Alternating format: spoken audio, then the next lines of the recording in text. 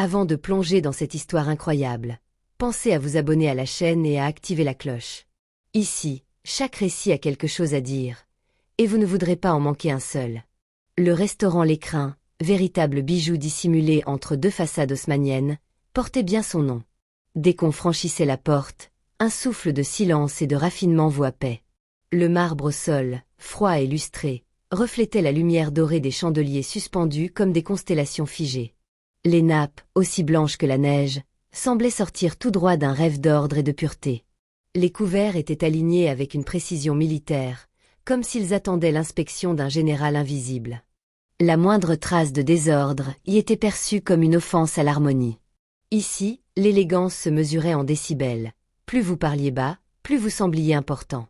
Le personnel, bien que vital, n'était que décor mouvant dans cette mise en scène millimétrée. Tout le monde remarquait les assiettes, mais personne ne voyait les mains qui les portaient. Mei Lin, 28 ans, en faisait partie. Originaire de Suzhou, elle avait étudié la littérature classique chinoise à l'université. Ses mains, pourtant fines et habituées au pinceau, s'étaient adaptées aux plateaux lourds et aux commandes criées à mi-voix. Son savoir dormait, enterré sous des couches de silence, de fatigue et de résignation. Chaque matin, elle entrait par la porte de service à l'arrière, traversait les cuisines en évitant les regards, et nouait son tablier comme une armure. Ce n'était pas l'humiliation qui la blessait le plus, mais l'indifférence, cette manière qu'avaient les clients de ne pas croiser son regard, comme si elle n'était qu'une ombre silencieuse entre les plats et les verres de vin. Elle servait avec une élégance naturelle. Une posture droite, un geste fluide, une retenue qui venait non pas de l'entraînement mais de l'éducation. Elle parlait peu, très peu. Et quand elle devait le faire, elle prenait soin de prononcer chaque mot avec une clarté presque douloureuse, effaçant son accent comme on ponce une surface rugueuse. Mais certains le remarquaient encore. « Ton chinois, ça met mal à l'aise, Mei », lui avait soufflé M. Bertrand, le chef de salle, un jour où elle avait répondu à une collègue en mandarin. « Tu comprends, ici on vend du rêve à la française. Le client ne vient pas pour se croire à Shanghai. » Ce jour-là, Mei n'avait pas répondu. Non pas par peur, mais parce qu'elle savait que dans ce lieu, ces mots seraient des pierres jetées dans une rivière qui refuse de faire des vagues. Un soir d'hiver, alors que des flocons dansaient paresseusement autour des lampadaires, une agitation inhabituelle secoua les entrailles du restaurant. La rumeur courait depuis le matin. Une personnalité importante réservait la grande table. Les serveurs chuchotaient dans les couloirs. Les chefs de rang repassaient les nappes 2 fois. Bertrand était nerveux, chose rare. À 20h03 précises, il entra. Sans escorte, sans effet. Un manteau noir, un attaché-caisse de cuir, une allure sobre mais assurée. Liang Zhu, magnate discret de l'hôtellerie asiatique, connu pour ses investissements dans les plus grandes capitales, s'était assis dans la salle sans prononcer un mot. On se pressait autour de lui, on devinait ses attentes sans qu'il ait à parler. Mais lui ne regardait ni les murs, ni les tableaux. Il observait les gens. Et ses yeux, sombres et calmes, ne manquèrent pas de remarquer Mei. Mei, elle, l'avait reconnu immédiatement. Elle avait vu son nom imprimé dans les journaux envoyés de Chine. Elle l'avait entendu dans la bouche de son grand-père, racontant l'ascension de ce jeune homme parti de rien, qui avait conquis le monde sans perdre son humilité. Il avait commandé un bœuf Rossini, accompagné d'un Aubryon 2005. Mei, chargée de sa table, avait versé le vin avec soin. Il avait hoché la tête. Puis, elle s'était éloignée. Mais alors qu'elle rangeait son carnet dans la poche de son tablier, le téléphone vibra. Un son minuscule, un murmure presque inaudible, mais qui fit trembler son cœur. Numéro inconnu. Indicatif de Chine. Son estomac se serra. Il n'y avait qu'une seule personne qui pouvait appeler à cette heure-là. Elle s'approcha d'un coin discret, juste derrière un rideau de velours, et décrocha en murmurant. « Ma, aimé. »«妈，你怎么样？你在医院吗？我马上打钱。别怕，我在工作，我会再打给你。妈咪。 Comment tu vas? Tu es à l'hôpital? Je vais envoyer de l'argent tout de suite. N'aie pas peur. Je suis au travail. J.E. Rapelleray. La voix de sa mère était faible. Mei sentit ses genoux fléchir légèrement, mais elle tint bon.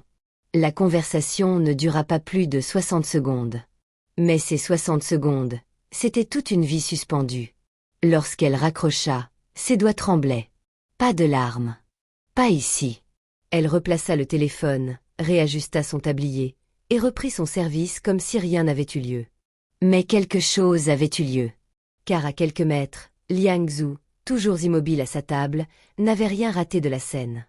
Il n'avait pas écouté par curiosité, mais par mémoire. Il avait reconnu la douleur dans la voix, le poids dans les gestes. Lui aussi avait eu des appels comme ça, autrefois. Lui aussi avait dû se taire en public pendant que le monde s'écroulait à l'autre bout du fil. Et il avait entendu chaque mot. Il comprenait le mandarin parfaitement. Mais ce n'était pas la langue qui avait attiré son attention. C'était le courage silencieux. Le lendemain matin, l'air était lourd dans les couloirs étroits du restaurant L'Écrin. Mei fut convoquée dans le bureau exigu du gérant, dont les murs tapissés de certificats jaunis ne parvenaient pas à masquer l'odeur persistante du tabac froid. Elle entra silencieusement, le regard baissé, ses mains jointes devant elle. Monsieur le maître, le gérant, assis derrière un bureau encombré de papiers froissés et de tasses à demi pleines, la fixait avec une expression lasse, presque agacée. « Mei, ce que tu as fait hier est inacceptable. » Elle fronça à peine les sourcils. Son cœur se serra, sans pour autant s'emballer. Elle attendait, comme toujours, qu'on lui dise ce qu'on attendait d'elle. Parler une langue étrangère devant un client aussi important. Il tapota du doigt une feuille imprimée qu'il ne lisait même pas. « Tu te rends compte de l'image que tu donnes. » Mei leva doucement les yeux, incrédule. « Il s'est plaint ?» demanda-t-elle d'une voix douce, presque inaudible. Le gérant haussa les épaules. Il n'a rien dit. Mais justement, c'est encore pire. Ce silence, ça veut dire qu'il était mécontent. Que tu l'as mis mal à l'aise. Elle sentit le vide sous ses pieds, cette sensation de chute lente mais inévitable. Elle n'osa pas répondre. À quoi bon? Nous devons maintenir un standard. Ce restaurant est une vitrine. Et une vitrine, Mei, ne parle pas chinois devant un client de cette envergure. Sans plus de mots, il fit un geste vague de la main vers la porte, comme on balaie une miette sur un comptoir. Pas de lettres. Pas de discussion. Pas de remerciements. Elle fut renvoyée avec la même discrétion qu'un pli mal repassé, chassée comme une tache sur une nappe immaculée, trop visible pour rester, trop insignifiante pour qu'on s'en souvienne. 2 semaines plus tard.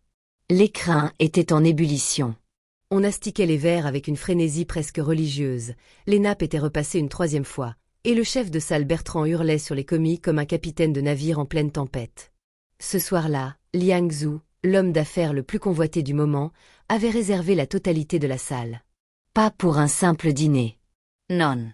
Pour un événement de prestige, investisseurs asiatiques triés sur le volet, journalistes gastronomiques en smoking, caméras discrètes installées pour immortaliser la soirée. L'Écrin y voyait une occasion en or. L'occasion de changer de catégorie. Dans les coulisses, les chefs suintaient de stress, les serveurs récitaient mentalement les plats comme des prières. Bertrand suait sous son gilet, répétant à qui voulait l'entendre que tout devait être parfait. Et ce le fut. Le dîner se déroula sans accroc. Les plats s'enchaînaient avec fluidité. Le vin coulait. Les rires feutrés des convives emplissaient la salle comme une musique discrète. Puis, à la fin du repas, Liang Zhu se leva lentement, ses mouvements calculés, élégants. Un silence s'imposa aussitôt. Il se tourna vers la salle, balaya l'assistance du regard, puis fit un geste. L'équipe de service, un peu surprise, s'approcha en rang serré, le cœur battant. Il prit un temps. Un silence tendu. Puis, je suis venu ici 2 fois. La première, j'ai vu une jeune femme servir avec une grâce rare. Elle portait un accent doux, un accent que certains ici trouvaient déplacé. Elle a reçu un appel. Elle a parlé en chinois. À sa mère mourante. Un murmure discret. Bertrand pâlit. Elle croyait que personne ne comprenait. Elle ignorait que je comprenais chaque mot. Mais j'ai surtout entendu comment elle parlait, avec respect, avec une tendresse qui m'a rappelé des choses oubliées. Il marqua une pause, puis reprit d'une voix plus ferme.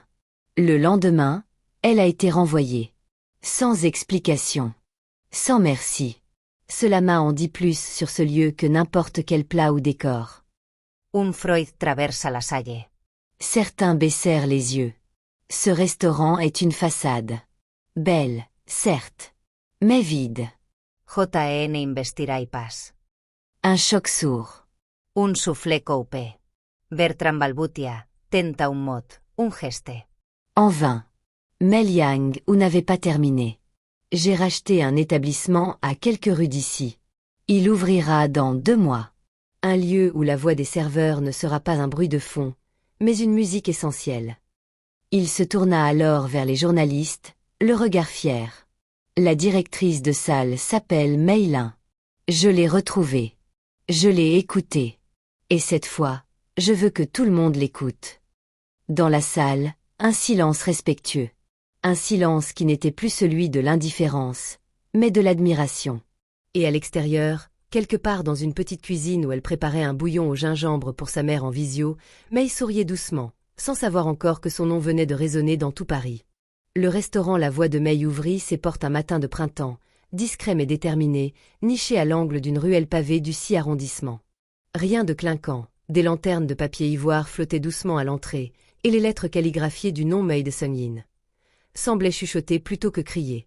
Le décor intérieur s'inspirait des maisons de thé anciennes de Suzhou, bois clairs, pierres naturelles, bambous murmurant près d'un petit bassin où nageaient quelques carpes rouges. L'air sentait le jasmin, et la lumière douce, tamisée par des stores de riz tressés, caressait les visages. Sur chaque table, au lieu d'un simple numéro, était posée une citation, en chinois et en français, inscrite à l'encre sur du papier de riz. Parle. Ton silence ne nous protège pas. Audre Lorde. 说出来，沉默从来无法保护我们。 C'était Mei qui avait choisi cette phrase pour l'ouverture. Elle en connaissait le poids. Elle en portait encore les cicatrices. Le menu, conçu en étroite collaboration avec un jeune chef sino-français nommé Lucien Gao, proposait une cuisine fusion audacieuse. Raviolis de canard confits au cèpe, bouillon clair au thé fumé et foie gras, mangue poché au poivre du Sichuan sur biscuit au sésame noir. L'idée n'était pas de séduire par l'exotisme, mais de raconter une histoire, la sienne, celle de 2 cultures qui ne s'excluent pas mais s'embrassent. Dès la première semaine, les réservations affluèrent. On parlait de l'adresse dans les cercles gastronomiques, mais aussi dans les médias culturels, militants, féminins. On y venait pour la subtilité des saveurs, pour l'élégance du lieu, mais surtout pour l'histoire. La Voix de Mei, ce n'était pas qu'un restaurant. C'était un acte. Un manifeste. Certains soirs, des anciens collègues de l'écrin passaient devant, ralentissant le pas, observant derrière les vitres le balai élégant des serveurs, le calme solaire de Mei près du comptoir. Ils ne disaient rien. Mais leur regard, lourd, trahissait un mélange d'admiration et de honte. Quant à M. Bertrand, son sort fut scellé quelques jours après le discours de Liang Zhu. Il avait été licencié sans éclat, sans bruit, exactement comme il avait renvoyé Mei. On disait qu'il avait tenté de rebondir dans un autre établissement, mais les investisseurs hésitaient à s'associer à un homme dont le nom évoquait désormais rigidité, arrogance et silence. La réputation de l'écrin, elle, s'était fanée comme une rose sous le gel. Trop occupée à polir son image, la maison avait oublié ce qui fait vibrer une table, l'âme. Un soir de mai, alors que la salle était pleine, que le vin coulait en murmures, que les rires des clients se mêlaient aux notes d'un guquin discret en fond sonore, Mei reçut une lettre. Elle la reconnut tout de suite. L'enveloppe portait l'écriture tremblante, mais précise, de sa mère. Elle l'ouvrit doucement, debout derrière le comptoir. Le papier sentait encore un peu le camphre et le jasmin séché. 亲爱的女儿，我好多了，谢谢你寄的钱，更谢谢你寄的勇气。你终于说出来了，孩子，你不是为了我而说，而是为了你自己。妈妈， Tu as enfin parlé, mon enfant. Tu ne l'as pas fait pour moi, mais pour toi. Mei resta un moment immobile, la lettre contre sa poitrine. Puis, lentement, elle la posa sur le bois blond du comptoir. Elle leva les yeux. La salle était comble. Un doux bourdonnement flottait, mais quand elle s'avança, un silence s'installa, presque instinctif. Elle inspira profondément. Et pour la première fois de sa vie, elle parla devant tous. Elle ne lut pas un discours. Elle parla. Simplement. D'abord en mandarin, avec cette mélodie de l'enfance dans la voix, douce, posée. Puis en français, clair, ferme, vibrant. Toute ma vie, on m'a appris à me faire petite. À me taire pour ne pas gêner. À sourire, même quand on m'effaçait. Et j'ai cru que c'était la seule façon d'exister. Mais j'ai compris que le silence ne protège personne. Il étouffe. Elle fit une pause. Les clients, émus, suspendus à ses lèvres, semblaient retenir leur souffle. Ce lieu existe parce qu'un jour, j'ai osé parler. Et je ne suis pas seule. Beaucoup parmi vous portent aussi des silences trop lourds. Alors, ici, je vous invite à parler. À partager. À exister pleinement. Un tonnerre d'applaudissements éclata. May sourit, les yeux brillants. Ce n'était pas la gloire qui l'élevait. C'était sa voix, enfin entendue. Elle n'avait plus besoin d'être parfaite, ni discrète. Elle était là. Pleine. Vivante. Incontournable.